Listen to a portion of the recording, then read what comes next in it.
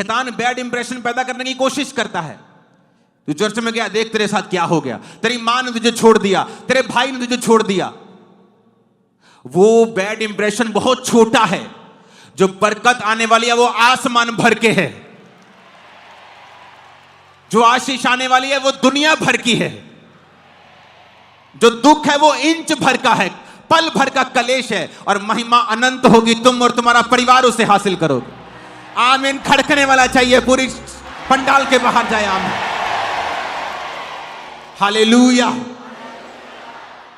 लेकिन विश्वासी आज समझ नहीं पाता, उसे लगता है मैं क्रिश्चियन हूं, मैं कैसे बीमार हो सकता हूं, मैं क्रिश्चियन हूं, मेरे बिजनेस में ट्रबल कैसे हो सकता है, मैं क्रिश्चियन हूं, हमारे घर में यह मुसीबत कैसे आ सकती है।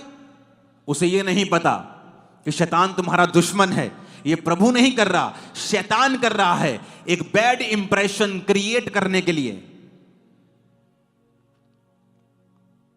एक बैड इंप्रेशन क्रिएट हुआ कि कोई राजा जन्मा है, सब तरफ रोना ही रोना है, बच्चों की लाशें सब कब्रिस्तान की ओर जा रहे हैं, भर भर के दबा रहे हैं, सब रो रहे हैं। कैसा इंप्रेशन क्रिएट करने की कोशिश की। लेकिन एक समय आया जब वो सारी दुनिया जीसस के पीछे, यार 450 करोड़ यीशु मसीह के पीछे हैं, वो आपकी लाइफ में सब कुछ चेंज कर देगा, सब कुछ बदल देगा, सब बदल जाएगा, सब बदल जाएगा। आपकी लाइफ बेहतर के लिए बदलेगा यीशु मसीह के नाम में। आप जब अपनी लाइफ को देखेंगे 10, 15, 20 साल बाद, कहीं ऊपर, कहीं ब्लेस, कहीं अधिक अपने आप को आशीषित देखेंगे यीशु मसीह के नाम। दुनिया की हर बेस्ट पोजीशन आप लोगों के लिए है, और दुनिया का हर बेस्ट देश आपके लिए बना है, दुनिया की हर ब्लेसिंग आपके लिए बेस्ट बनी है यीशु मसीह के नाम में। आमीन। मेरे को आम वाला नहीं चाहिए, अगर तुम्हारी आशीष है तो आमीन खड़कने वाला चाहिए। Hallelujah, hallelujah. मत डरो शैतान से, मत डरो। शैतान एक गलत इंप्रेशन क्रिएट करने की कोशिश करता है, वो फाइटर है, वो फाइट करता है।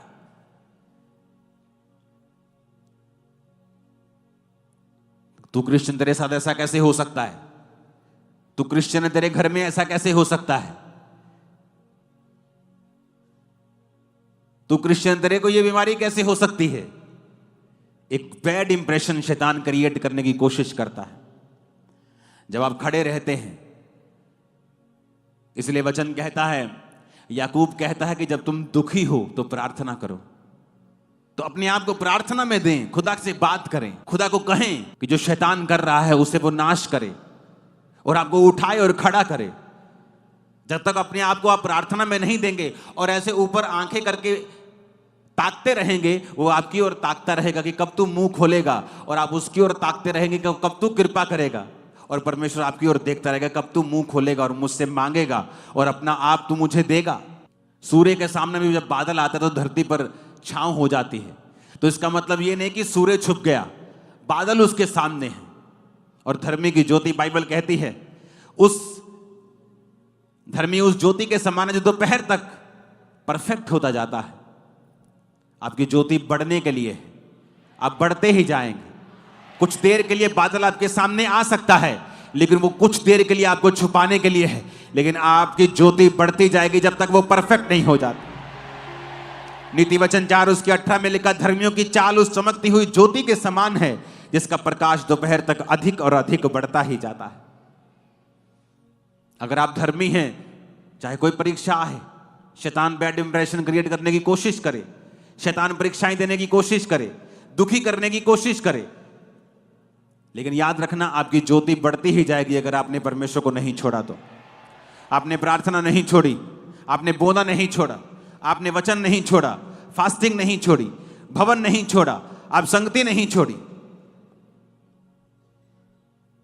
Hallelujah, hallelujah. कुछ लोग सोचते हैं घर बैठकर संगति अटेंड कर लेंगे, ऑनलाइन अटेंड, ऑनलाइन आप लोगों के लिए नहीं है। जो चर्च में आ सकते हैं उन लोगों के लिए ऑनलाइन नहीं, ऑनलाइन हमारे फौजियों के लिए जो कहीं ग्लेशियर में बैठे हैं, कहीं आ नहीं सकते हैं, उन लोगों के लिए ऑनलाइन है।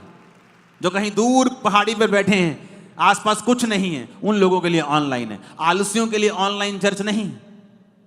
तुम्हारे पास किराया नहीं है तो कमाओ पूरा हफ्ता, खुदा ने तुम्हें हाथ दिए, आंखें, मुंह दिया, कमाओ और कमा कर चर्च आओ।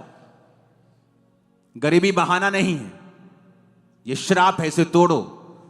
आपके पास अगर बहाना है आज गरीबी का, कल आप अमीर हो जाओगे और तब भी चर्च नहीं आ पाओगे, क्योंकि आपको कुछ और काम पड़ जाएगा। आपको तोड़ना पड़ेगा ये श्रापों को, तोड़ना पड़ेगा बंधनों को, और अपनी लाइफ में कुछ प्रायोरिटीज रखनी पड़ेंगी कि ये मेरा पहला काम है चर्च जाना, ये मेरा पहला काम है प्रार्थना करना, ये मेरे काम कुछ ऐसे हैं जिनके मामले में मैं कोई कॉम्प्रोमाइज, कोई किसी से समझौता नहीं कर सकता हूं। हमारी लाइफ में परमेश्वर पहले स्थान पे नहीं है, इसलिए शैतान आता है और गेम्स खेलने की कोशिश करता है। ऊंची आवाज में हालेलुया बोलो जरा।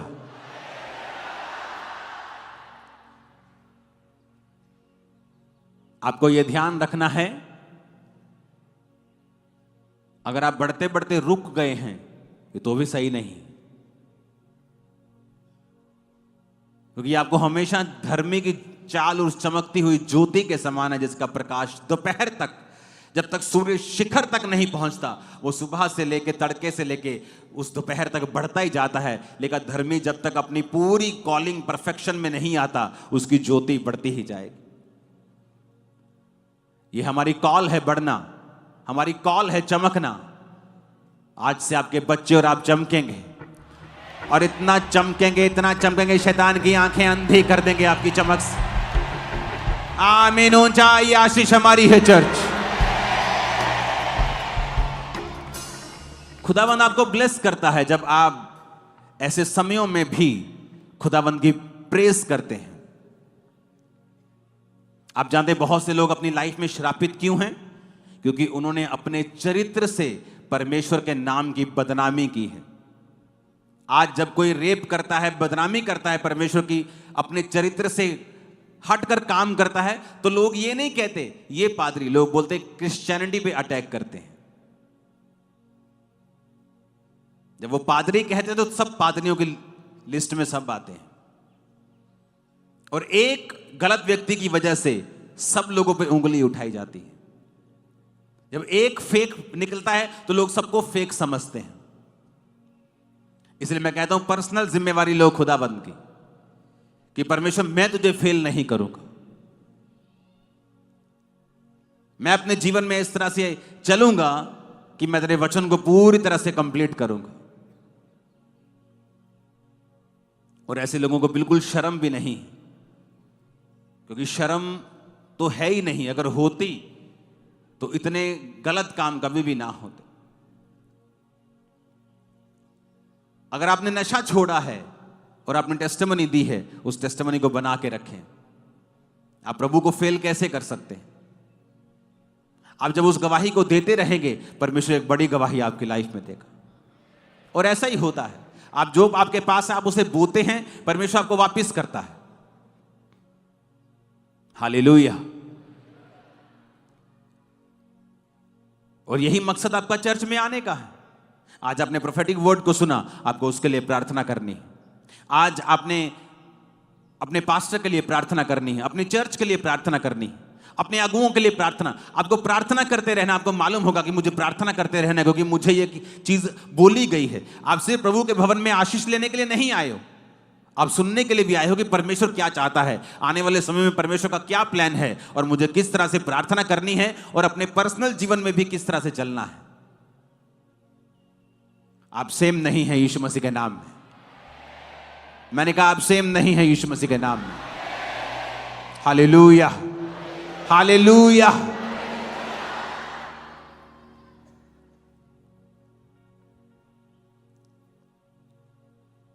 आने वाले दिनों में चीजें स्ट्रांग होंगी, और आपको गुड न्यूज दूंगा मैं, और अधिक चर्च के मसलों में ही।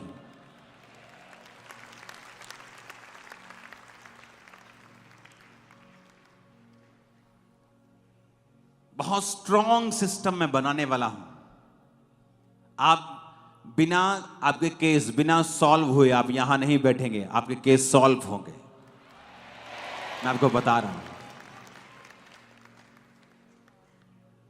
आप मत सोचो कि यहां लाखों लोग बैठे हैं तो मेरे को आपका मालूम नहीं।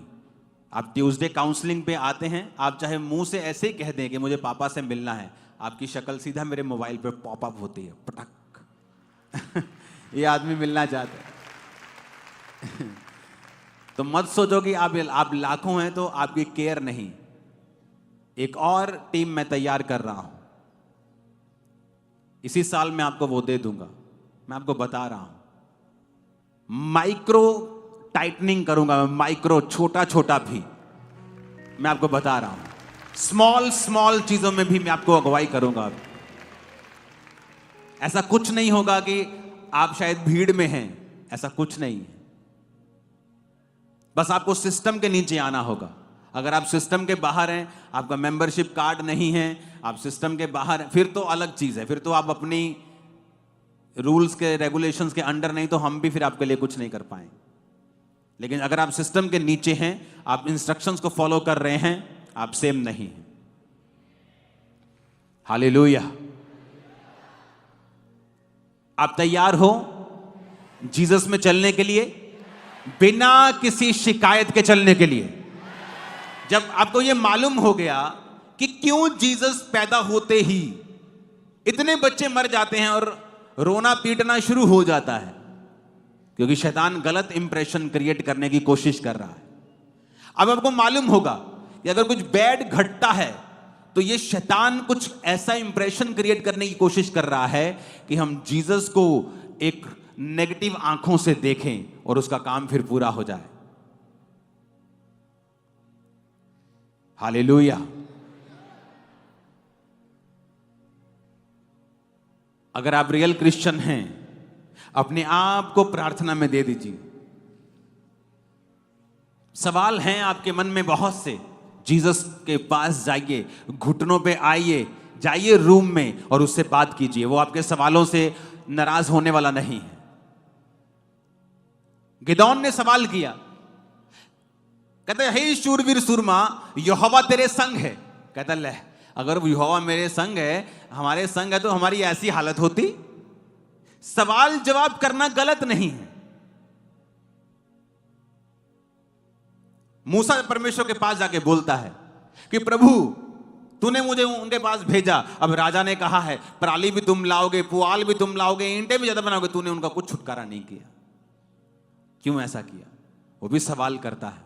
ये अलग प्रकार के सवाल हैं। ये उस तरह के सवाल हैं कि मैं तेरे घर का मेंबर हूं, मैं तेरा ही बेटा हूं, मर जाऊंगा लेकिन यहां से हटने वाला नहीं हूं। फिर आप जब सवाल करते हैं, आपके मन में बैकस्लाइड जाने का कोई कारण, कोई प्लान नहीं है, तो फिर आप सवाल करते हैं और आपको करना चाहिए सवाल। लेकिन वो शिकायत भरे लहजे में कम, लेकिन एक मीडिएटर, एक मध्यस्थता की प्रार्थना के विचोले की तरह वो ज्यादा होते हैं। कितने मेरी बातों को समझ रहे हैं? गिदौन कहता, प्रभु अगर तुम हमारे संग है तो हमारी ऐसी हालत होती क्या? जाइए, अपने सवालों को परमेश्वर के सामने रखें। प्रभु ऐसा क्यों है, ऐसा क्यों है, ऐसा क्यों है? और फिर प्रार्थना करें, प्रार्थना करें। पवित्र आत्मा को कहें कि वो आपको समझाए। वो बाइबल पढ़ें, आपको परमेश्वर का आत्मा सिखाएगा। हो सकता है मेरे मुंह से कुछ ऐसी बात निकले आपको समझ आ जाए, बाइबल में से कुछ ऐसा पढ़े समझ आ जाए। पवित्र आत्मा आपको डायरेक्ट समझा दे। बाजार में चलते चलते पवित्र आत्मा आपसे बात करे, किसी बच्चे के बीच से पवित्र आत्मा आपसे बात करे, टीवी देखते हुए पवित्र आत्मा आपको बात कर सकता है। मैं आपको बता रहा हूं, आप न्यूज सुन रहे, लेकिन पवित्र आत्मा आपसे बात कर रहा है आपके विषय में। जो आपने सवाल प्रभु से अंदर पूछा था, परमेश्वर आपके कानों में बात करना शुरू कर देंगे। करके देखें परमेश्वर के साथ। अपने सवालों को दिल में मत रखें और उनको अविश्वास पैदा करने का मौका ना दें, बल्कि उन्हें परमेश्वर के सामने लेके जाएं, प्रभु के सामने उन्हें लेके जाएं और प्रार्थना करें। अपने आप को प्रेयर्स में, फास्टिंग में दे दें पूरी तरह से। बहुत से लोगों की लाइफ में काम नहीं हो रहा, प्रार्थना की कमी, सवाल हैं लेकिन प्रेयर नहीं, फास्टिंग नहीं है, कभी बोया नहीं, कभी टाइथ नहीं, कभी स्पेशल सीड नहीं, प्रेयर नहीं, फास्टिंग नहीं, चर्च के किसी काम में हिस्सा नहीं, तो आप एक एक्टिव मेंबर नहीं हैं। आप प्रभु के घर में लगाए जाते हैं, रोपे जाते हैं, वहीं बोए जाते हैं और वहीं बढ़ते हैं। अगर आप लगाए नहीं गए हैं प्रॉपर, कभी इधर कभी उधर कभी उधर, आपका कोई कुछ नहीं कर सकता। हालेलुया। बाइबल कहती, परमेश्वर एक एग्जाम्पल आपको देता है। पौलुस, पतरस, उसने कहा एक एग्जाम्पल की तरह प्रेरितों को फॉलो करो। वो कोई भी हो सकता है, एक व्यक्ति को पकड़ो, उसकी लाइफ को फॉलो करो, पूरी तरह से जुड़ जाओ उस मिनिस्ट्री के साथ, फिर देखो परमेश्वर कितने काम करता है। आज प्रॉब्लम क्या है? उसको भी सुनना है, इसको भी सुनना है, इसको भी सुनना है, इसको भी सुनना है, और रहना किसी का नहीं है। वो एक आत्मिक व्यभिचार है। आदमी कहीं का नहीं पहुंचता, कोई व्यक्ति उसे ड्यूटी नहीं देता, कुछ काम परमेश्वर उसे ढंग का देता नहीं, क्योंकि अगर परमेश्वर आपको काम ढंग का देगा, आप 10 लोगों को सुनते, आप उसी चर्च में कंफ्यूजन पैदा कर देंगे और आसपास के लोगों को भी कंफ्यूज कर देंगे। तो परमेश्वर कहता है पहले मन बनाओ, किसको फॉलो करना है, मन बनाकर फिर उसी चीज को फॉलो करो, उसी मिनिस्ट्री के सारे रूल्स फॉलो करो, वहीं बोना है, प्रार्थना करनी है, सिस्टम समझना है, सेवकाई में आना है। देखो फिर क्या होता है। अलग मसा काम करेगा आपके लाइफ में, पहले कभी नहीं किया, अलग काम करेगा। एक अलग ग्रेस देखिए मैंने उन लोगों के ऊपर जो अपने पास्टर से अत्यधिक प्यार करते हैं, प्रभु से भी करते हैं, सबसे पहले प्रभु से करते हैं, लेकिन अपने पास्टर से भी करते हैं। हालेलुया, ऊंची आवाज में बोलो जरा हालेलुया।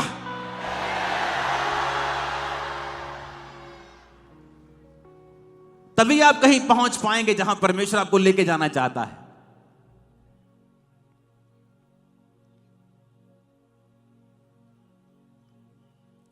आमीन। बहुत बड़े बड़े काम करने हैं, अभी शुरुआत हुई है, अभी तो बहुत बड़े बड़े।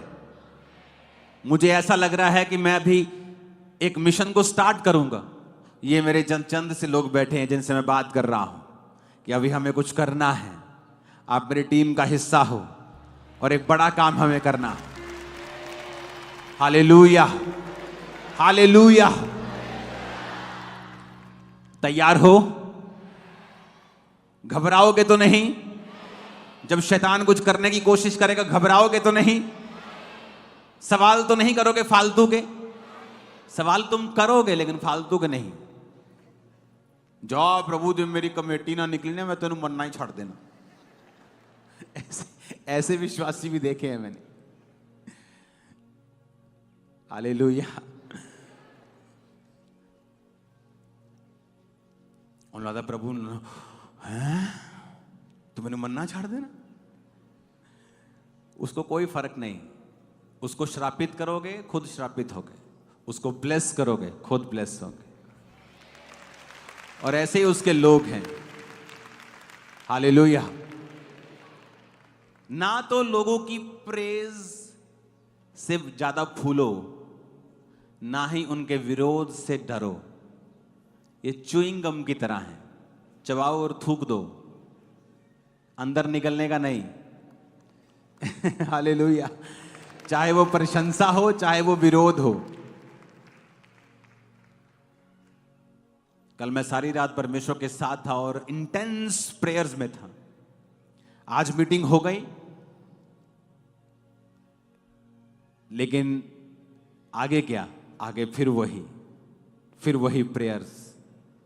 पिछले संडे के मस्से से अगला संडे मत चलाओ, पिछली रेवलेशन से अगला थर्सडे मत चलाओ। इसलिए लोग आपके चर्च में बोर हो जाते हैं।